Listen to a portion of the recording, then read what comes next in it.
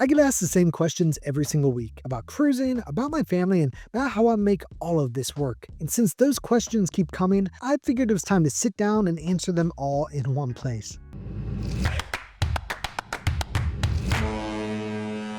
Hey y'all, I'm Evan with Family at Sea, where we help make every cruise unforgettable. My hope is that this video gives you a better glimpse into who I am, so you can decide for yourself if this is a channel you want to keep sailing with. And yes, I'm going to be answering the question everybody seems to ask. How am I able to cruise so often? So stick around because I'm going to get to that later, but first, the question that seems like the most natural starting point for this video is with the question that kicked off this whole journey to begin with. Why did I become a cruise YouTuber? If you're ready, I am. Let's go. All right, so why did I become a YouTuber? Here's reality. I've always been a big fan of cruising, and I found myself watching a ton of cruise content late at night. One night, I was in bed watching a cruise video, and I said to my wife, Mackenzie, I really enjoy this. Why couldn't I do it? Because look, here's reality. When I say something like that, she never knows if it's something I'm going to forget by the morning or if it's going to be my next big obsession. But here's the backstory even before that, because for years, I was a part of a mastermind with other business leaders, and one of my closest friends there was a guy by the name of Nick. You may not know Nick, but some of you probably do. He has a YouTube channel called Away Together. He's not a cruise creator, but he does focus on travel, and he's got probably the best luggage reviews on all of YouTube. And I watched him grow his channel over 3-4 years. And so one day I asked him, I said, "Hey, Nick, would you consider being a YouTube coach?" He wasn't so sure about this. It definitely wasn't his priority, but since we were close and he's just a good person and knew that I'm the sort of guy that takes action, he actually agreed to help me out. He taught me a lot of those really early lessons to help me get started. From there, I set a goal. And at first it was just to keep it quiet because there was a lot of pressure on this. This is not the sort of person I am. I'm usually the guy on the other side of the camera, so to speak. I'm not really the person that puts myself out there. So I want to make sure before I really committed to this that I was ready for it. And so I kept it quiet and I started putting a plan together. And then I shared it with the world. And at that point, I was committed because once I put it out there, there was no backing down. And so here we are. It's been over a year. I've been publishing content every single week since I started. It's been kind of a crazy journey, but I'm really excited about the people I've met along the way, even more excited about what the future holds. Our first cruise was nearly 15 years ago on our honeymoon. I grew up in the suburbs of Baltimore, and we've actually got a small port there that typically has 1 or 2 cruise ships sailing out of it at a time. And so the Carnival Pride has been one of those off and on for the past 15 years, and it felt like an easy and perfect choice for our first cruise. I'll say, of course, I really didn't know any better back then, but we booked an aft balcony and set off on a 7-day Bahamas cruise. Now, I'll say when we took that first cruise, I had no idea that was going to spark a lifelong obsession, but I couldn't have chosen a better partner to start that journey with than my wife, Mackenzie. There were a lot of really awesome moments of that cruise, but one of the ones that really sticks out was we'd gone to play bingo just to kill some time and have some fun. And we got some scratch offs with our bingo cards. And Mackenzie actually won a $1,500 jackpot on one of the scratch offs. We were really stretching to even be able to afford to go on a cruise. So to have that, it meant a lot to us. And that was really awesome. But that wasn't the only thing we won on that cruise. We also won a ship on a stick that Carnival is famous for at trivia one day. And I definitely remember one morning, day 2, day 3, going down to the main dining room for breakfast. And I had the worst seasickness of my life. And I almost lost it right there in the dining room. Fortunately, I was able to sprint to the bathroom and got there, but that was not my finest moment. But that wasn't the only moment that was perhaps not my finest moment, because at dinner one night, I was enjoying a mojito and I nearly choked to death on a mint leaf that got trapped over my windpipe. So we'd like to joke and tell people like what a story that would have been if she had to tell people she lost her new husband on their honeymoon when he choked on a mojito. So I'm really happy that's not the way the story ended, because how embarrassing would that have been? But guys, look, there's one other thing I'm going to mention about that. But if you guys weren't cruising 10, 15 years ago, or at least pre-COVID, things had gotten a lot better. Because I remember going through this horrible embarkation and debarkation that took hours, and this muster drill where you had to line up on an outdoor promenade, put on life jackets, and be miserable as you roasted under the sun. It was honestly horrible. And I'm so grateful that cruising today is less chaotic than that. But that was my first cruise, and I've got a lot of really great memories from it. So no regrets. But I'm glad that things have gotten better since then. Look, as much as I love cruising, and I do love it genuinely, cruising for me is without a doubt work. Embarkation is definitely the most stressful part of any cruise for me, because there's certain places that you can only film during the first few hours of embarkation day, like the spa, the fitness center, and the kids clubs during the open house. And plus, I want to film a room tour for you guys before it looks like we lived in the room. I gotta say, Mackenzie and my kids are saints for putting up with me on day one, because it's a pretty stressful few hours there, and we've gotten better at it the more cruises we go on, but sea days are like office days for me. Mackenzie likes to joke and tell people that I really just make cruise ships a really expensive Starbucks to get some work done in. But I'll find a quiet spot with an ocean view. I'll spend 8, 10 hours writing scripts, going through edits with my team, creating titles and thumbnails, and tackling whatever else needs to get done. And then we'll also always skip at least one port day so that I can film the ship while it's less crowded. But the hardest part, not just for me, but for my entire family, is without a doubt meals. Because you sit down, you're hungry, the food arrives, you're ready to eat. But no, we've got to hit pause and review the food and take pictures and video, and it slows it all down. So when you're hungry, or even worse, hangry, and all you want to do is get some food in your belly, you've got to slow down and do that before you can eat anything. And I'll be honest, it can be tough at times. So yeah, it's work. There's no doubt about it. I haven't gotten tired of it, and I really don't think that's going to happen. Now, I'll be honest, Mackenzie and the kids, probably at times it can be a bit much for them. And so they don't cruise with me on all of them. And I do my best to protect them from burnout because they didn't sign up for this to be their life like I did. They're just along for the ride. The number one question people ask me when I meet them on a cruise ship is, what's your favorite cruise line? And honestly, it's not an easy one to answer. Some cruise lines are without a doubt better than others, but we've always found something to enjoy on every cruise. And even with as many cruises we've been on, we've yet to go on a bad cruise. But to give you a real answer and not just, some political mumbo jumbo, it just depends on who I'm sailing with. If it's just Mackenzie and I, it's definitely Celebrity. We love the premium feel, the fact that their ships never feel overly crowded, and their perfect blend of food shows, and most importantly, the friends we make on board. If the kids are with us, it's definitely Royal Caribbean because they've got so much to do. The shows are epic, and there's a big variety of family-friendly food options, so everybody gets something they like. If I'm solo, I would say Virgin Voyages. Their vibe can be a bit much for Mackenzie because she's more introverted than I am, but I love how easy they make it to connect with people, make new friends, and it just feels like by the end of the cruise, you're on a ship full of your best friends. When it comes to the kids clubs, that's another tricky one, but I talked to my kids about this, and here's kind of the consensus. Disney has fantastic kids clubs. There's no doubt about that. They're on a whole nother level with their theming and activities, and it's impossible to not be impressed by them. But honestly, my kids really surprised me this summer because it turns out kids aren't all that different from adults.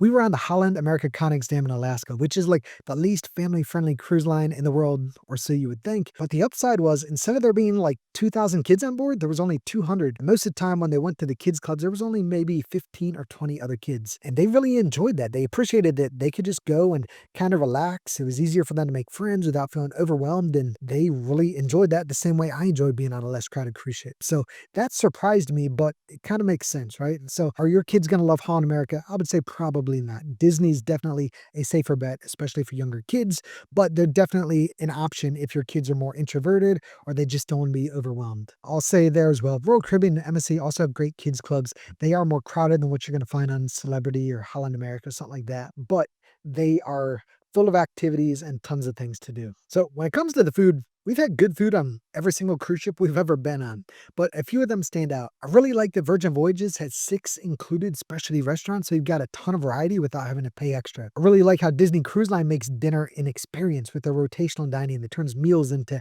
entertainment with their shows, their storytelling, and magic that happens right at your table. The Wagyu strip loin at MSC's Butcher's Cut Steakhouse is hands down the best steak on the open seas, and Carnival definitely deserves a shout out here too because their warm melting chocolate cake is, I would say, the best dessert you're going to find on a mainstream cruise ship. It's simple, it's rich, and it's become a must order every time we sail with them. But if I had to pick just one cruise line that's got the best overall dining, that's consistently good, has a wide variety of options, and is great whether you're in the main dining room or if you're at a specialty restaurant, I'm going to go with Celebrity. I love that they have 4 different dining rooms that you can choose from each night for dinner, and Eden is without a doubt my favorite specialty restaurant on cruise ship. The crab cakes they have at Eden are phenomenal. And I grew up on the Chesapeake Bay outside Baltimore, so that's saying a lot. Celebrity, for some reason, made the decision to remove Eden from their new Excel ship, and I'm honestly disappointed. I hope whatever's replacing it is going to be just as good or even better, but I'm a little bit skeptical. But somebody asked me, what is the funniest things one of your kids has done on a cruise ship?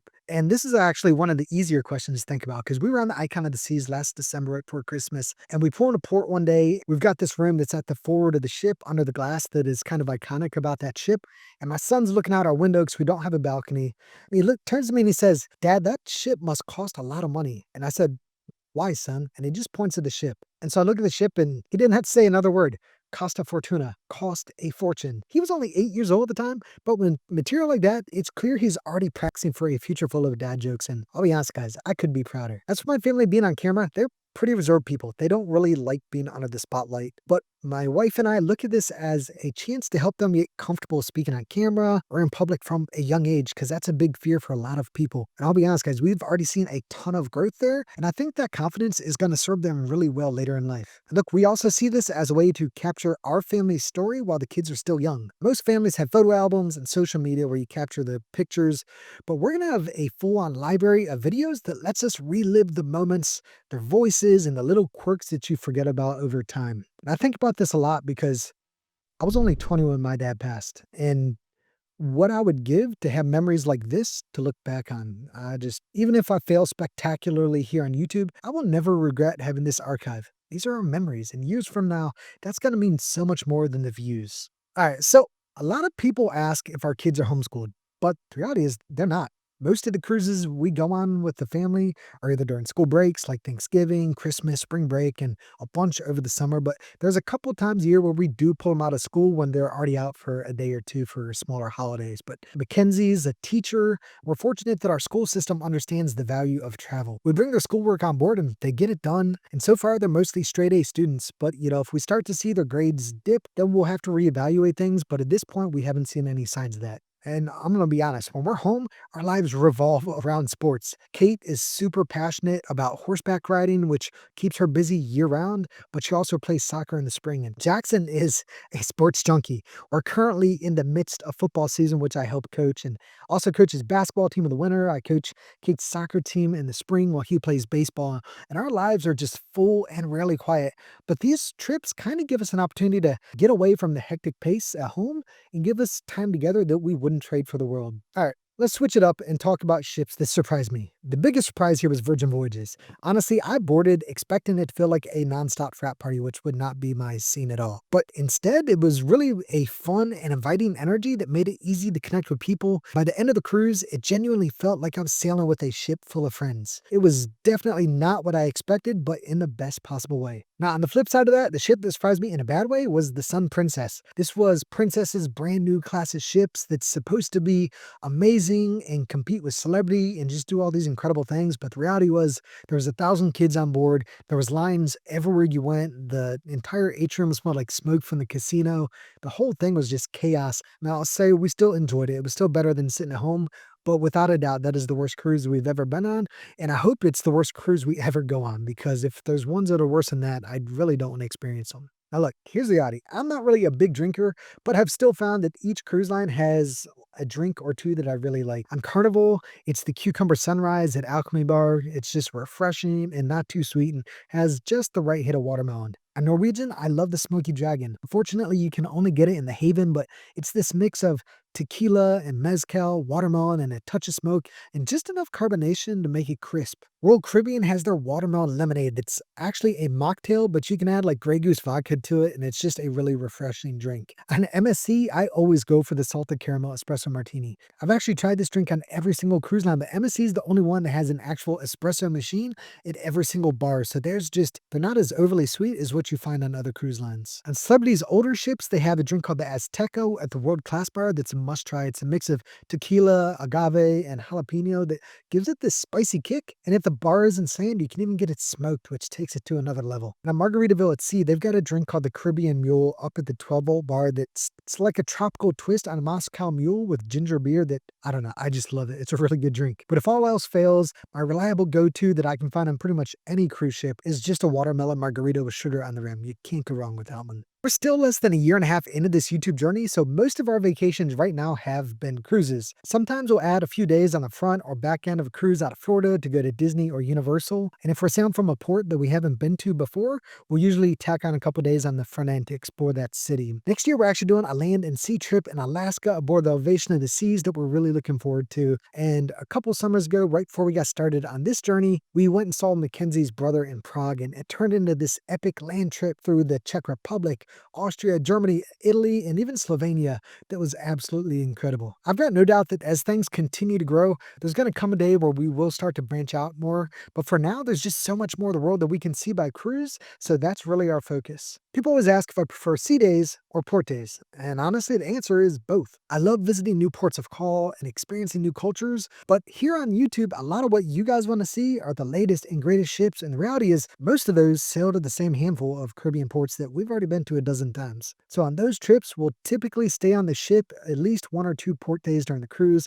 which gives us the perfect chance to enjoy the ship and film with fewer crowds, and it feels like the ship kind of just belongs to us. This one's easy to answer because without a doubt, the most underrated cruise line is Margaritaville at sea. I know. People like me love to tell you that this ship is horrible. It's constantly getting dunked on by everybody. People drag it through the mud and say it's like a floating Motel 6 or a last chance party barge or whatever exaggerated things people like me say. But look, if you want to listen to people like me, you'd think booking a cruise on Margaritaville at sea was a cry for help. And it's true, it's not luxury, but if you go with the right expectations, it's honestly one of my favorite cruise experiences because it's fun, it's relaxed, it's cheap, and it knows exactly what it is. It's not like that Sun Princess that said, hey, this is a luxury experience. Then you get on board and it's chaos. It's more just like, hey, we're Margaritaville at sea. We're laid back. The drinks flow and the people on board are just there to have a good time, and they're not pretentious like you'll see on some of these other cruise lines. So for all the hate thrown its way, I think Margaritaville at sea deserves a lot more love. All right, so for private islands, it's honestly a toss-up. If we're looking for like active manufactured fun, then it's Royal Caribbean's Perfect Day Coco Cay because it's basically a cruise ship turned inside out and spread across the beach, right? It's got water slides, tons of pools. It's epic in all the right ways. But if we want a quiet beach day in a true Caribbean paradise, then I would say MSC's Ocean Key is hard to top because it's basically this untouched paradise with wide open beaches, crystal clear water, and a sense of peace that you just don't find on those busier private islands. It's not that there's not other nice cruise islands, but look, I've got a simple rule. If I've got to take a tender or a shuttle to get there, or if the drink package or the food doesn't extend from the cruise ship to their own private island, then for me, it's an easy, basically way to write them off. Like, hey, yeah, this might be nice, but if you're going to be cheap or if you're going to diminish the start and end of that experience with having to take a shuttle or a tender, then it's not even in the running for the best. When it comes to excursions, I've actually made a full video that breaks down the exact strategy I use for booking excursions. So I'll link that above,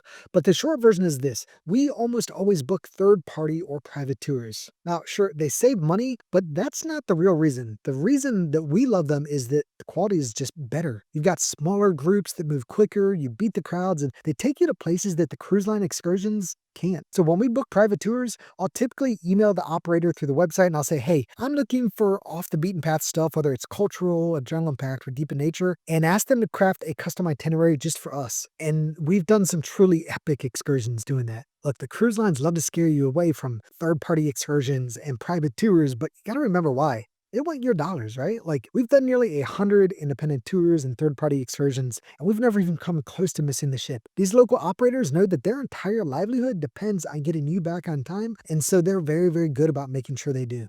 All right, so another one of those questions I get often is what's up with all the WVU stuff? So like I mentioned earlier, I grew up on the Chesapeake Bay in Maryland, and now we live in the mountains of Virginia's honestly breathtaking Shenandoah Valley. But 4 of the best years of my life were spent at West Virginia University, where I'm proud to be an alum. And when you've lived in a place like West Virginia, where people constantly underestimate you, that underdog spirit kind of becomes a core part of your DNA. Now, I'm not as diehard about college sports as I used to be, thanks to NIL and the transfer portal. And if you're a college sports fan, you know exactly what I'm talking about. But I will always love the state of West Virginia and West Virginia University with everything in me. All right, so odds are, for most of you that are still watching this, it's because you want to know the answer to this next question, and that's, do I have other employment and how am I able to cruise so often? It's without a doubt the question I'm asked the most often, and I'll be honest, I get it. Most of the people who do what I do are either retired or they don't have kids, and so it probably looks a bit unusual to see a family like ours cruising as often as we do. But here's the reality. We're not independently wealthy, and I'm not some trust fund kid. I'm an entrepreneur, and over the past decade, I've built a small business big enough that it now runs primarily without me. So these days, I meet my leadership team there for about 90 minutes every 2 to 3 weeks, and then once a month, I meet with a CFO to review finances and get the books closed for the month. But here's the reality. It was not always like this. I spent nearly the first decade of my career coming out of college in the tech industry, and I did well enough there that I was able to walk away and start my own business. But then I went almost 5 5 years without a paycheck, and we racked up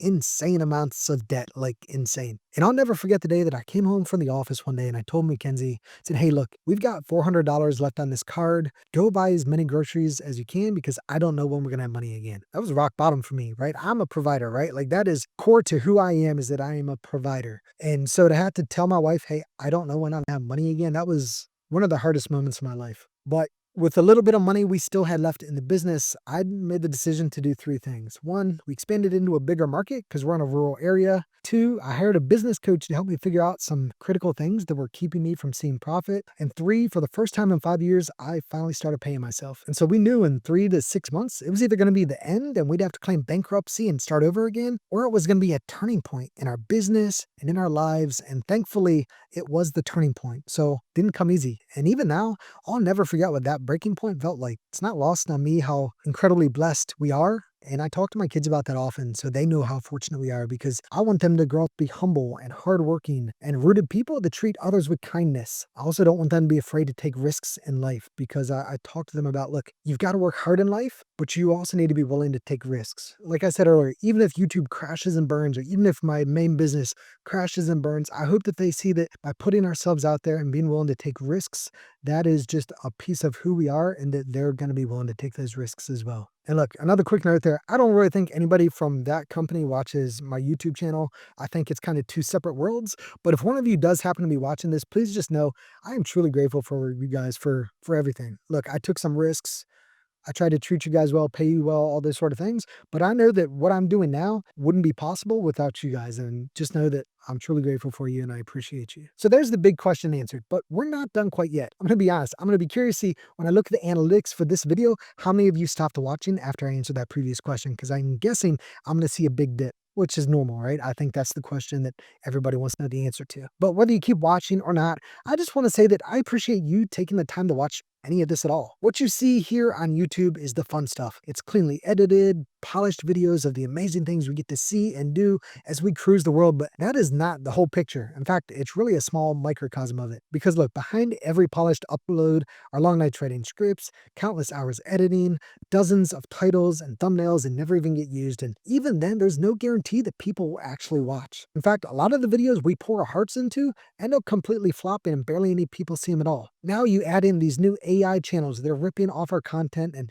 churning out endless copies, and they feed a creator's work into an AI tool, spit out a knockoff script, throw stolen clips or random stock footage on top, and publish it across a dozen channels. And most of those flop too, but they know for them it's just a numbers game, and the algorithm will eventually pick up on one of them. And the sad part is, a lot of people watching don't even realize it's an AI ripoff and engage with them as if there's a real human on the other side of it that actually cares about them the way that us actual creators do. Those AI channels don't endure what we do, right? They'll never know what it's like to be sitting at a desk at 2 in the morning still grinding through a script. They'll never know the pressure of hitting deadlines while also trying to balance family life. And they'll never feel the gut punch of pouring days of work into a project that ends up buried from the algorithm. And that's the part you don't see, the personal toll it takes on real creators like me and all the other amazing people here on YouTube. So look, if you value what your favorite creators are doing, and I don't just mean me, support them, subscribe to their channels, like their videos, and drop a comment to let you know that, hey, we appreciate what you're creating. Because if things keep going the way they are, and they probably are going to, and YouTube doesn't step in, eventually a lot of creators aren't going to be able to keep going. I don't say that for selfish reasons. I say it because I know how hard these people work. I don't want to see everything they've built taken down by someone too scared to put their own face on camera, winning with lazy AI slop that takes a fraction of the time and absolutely zero creativity. Look, negative comments are just part of putting yourself out there. And for me, it really depends on the comment. If it's a troll just trying to stir something up, I don't waste time on it. I'll just delete it and move on. But if it's someone with a different perspective and it's clear they're capable of having a real conversation, I'm happy to engage. I actually enjoy those discussions because even if we don't agree, it shows there's room for dialogue, which is something we don't see enough of in society these days. But here's the reality. There's a lot more trolls out there than thoughtful commenters. I'm hoping at this point in the video, probably the trolls have dropped off, but that's just the truth, right? There's a lot of comments you guys never see because people are just, they're jerks, right? So that's just the internet. I'd rather put more energy into the people who genuinely care because you guys are the ones I'm creating the content for. One of the things I find interesting is I see a lot of content creators who say they don't watch other cruise content creators, but I definitely do. I do this because I love cruising as much today as the day I did when I decided to go down this path. And I still enjoy watching other people's content. And there's honestly so many creators that I love to watch, and I can't possibly name them all, but I'm going to give you guys some of my personal favorites. And if there's people not on this list that I should check out, let me know in the comments because I'm constantly discovering new channels and there's just so many incredible people that do what we do. As far as vlog style content goes in the cruise niche, I think Ben and David, EECC Travels, MH Family Adventures, and Travel Spree are as good as it gets, and I really enjoy watching their content. They give me something to aspire to with my own vlog that I publish on my smaller channel. This Cruise Life and JJ Cruise make some really awesome ship reviews, and those guys possess a wealth of knowledge about the cruise industry that I'm honestly truly impressed by on a consistent basis. Those guys are awesome, so if they're not on your radar, you should definitely go check them out as well. And as far as ship tours go, my partners over at Cruises It are without a doubt the best in the industry. But even more importantly, they're genuinely good people. Jason, which is the voice behind Cruises It, is just an amazing person, and he's built an amazing team. Anne-Marie, Bree, JP, all the people over there are just really quality people. So I'm grateful for the work we do together. And if any of you guys happen to be watching, just know I am rooting for you guys. I don't know what the future has in store, but you guys are my people and that won't change. So thank you. When it comes to cruise news, Tony at La Lita Loca is amazing, and I enjoy ship life as well. I love the positivity that Emma Cruises and Pear DJ bring to their content, and they just seem like genuinely good people that I'd love to meet someday. Sail Away Magazine has an incredible cruise podcast that I love watching, and I can spend way too much time consuming their content. I even enjoy watching Richard No Pants Profits. He's without a doubt not everybody's cup of tea, but if you can look past the hard edge and just kind of see him for who he is, he's actually a really smart person. And I appreciate that he comes from a tech background like I do. And the more informational style that's more similar to a lot of the content that I make, I love Cruising Cat. Live a Little is an amazing channel, and Zach the Traveling Man is just awesome. Zach actually helped me early on in my journey here on YouTube because he has this analytical and honest approach to the content that he makes that's always fair and balanced, and I really aspire to be like that with my own content. And then there's a ton of small creators who haven't broken through yet, but I know are well on their way. Scott over Controversial Cruising, Here Today, Where Tomorrow, Big Murph's Life, Pinky Gal Travels, and Chi World Travel are some of my favorites, but there's a lot that I'm not mentioning here. And if they pop up on your feed, give them some support because they put a lot of hard work into this, just like the bigger channels do. So look guys, here's the reality. There's a ton of truly amazing content creators here on YouTube, and I'm grateful for all of them, big and small, and I'm rooting for all of you. So let's show the YouTube, even in the day of AI, authenticity still matters. There's still a lot of hard work and focus that needs to go into this, but ultimately my vision for Family at Sea is simple. When our kids head off to college, I want us to be in a position where we can become full-time cruisers. I want to create content from our lives at sea, not just as vacations, but as a lifestyle, and be able to fully sustain ourselves doing it. So that's the dream, and every video I make now is a step toward that goal. Whether you realize it or not, every time you watch, like, comment, or subscribe, you're helping make that dream possible, not just for me, but for every creator with their own dreams that's here on this platform. So guys, support them because this kind of content only exists as long as people like you value it. And look, if you got through this whole video and you still want to hang out with me some more, go check out one of my favorite videos that didn't get nearly enough love. The 12 types of people you'll meet on every cruise. Watch it and let me know which one describes you the best. I appreciate y'all way more than you know. If you're ready, I am. Let's go.